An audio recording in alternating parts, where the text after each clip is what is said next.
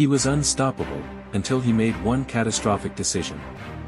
In 1812, Napoleon Bonaparte led over 600,000 men into Russia. Only 100,000 came back. This is the story of how a single miscalculation ended an empire, and shattered the legend of Europe's greatest conqueror. By 1812, Napoleon had conquered most of Europe. But his alliance with Russia was crumbling.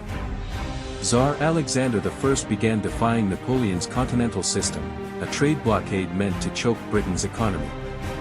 Napoleon, obsessed with control, saw it as betrayal. In June 1812, Napoleon launched the largest military invasion in history up to that point. 600,000 soldiers from across Europe crossed the Neman River into Russian soil. He called it the Second Polish War. His goal? A swift knockout blow to force Russia to surrender. But from the start, Russia played a different game. Instead of fighting, they retreated, burning their towns, crops, and supplies as they went. Napoleon reached Moscow in September, only to find it abandoned. Days later, fire engulfed the city. Historians still debate who lit the flames, but it was clear, Napoleon had no victory, no surrender, and no supplies. By October, temperatures plummeted. Napoleon delayed retreat, hoping for peace. But none came.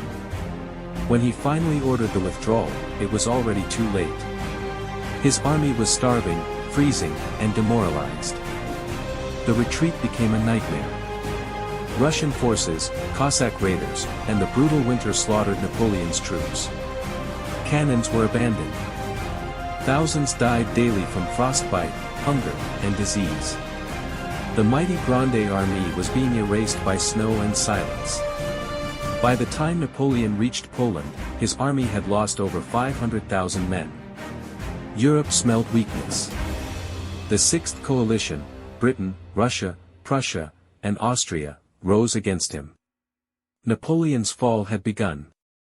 Though he returned from exile for one last stand at Waterloo in 1815, it was over.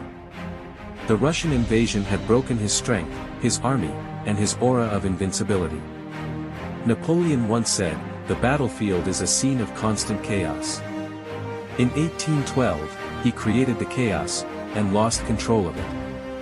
His invasion of Russia wasn't just a military failure, it was the beginning of the end of an empire built on genius, and destroyed by pride. Like, share, and subscribe for more epic historical deep dives.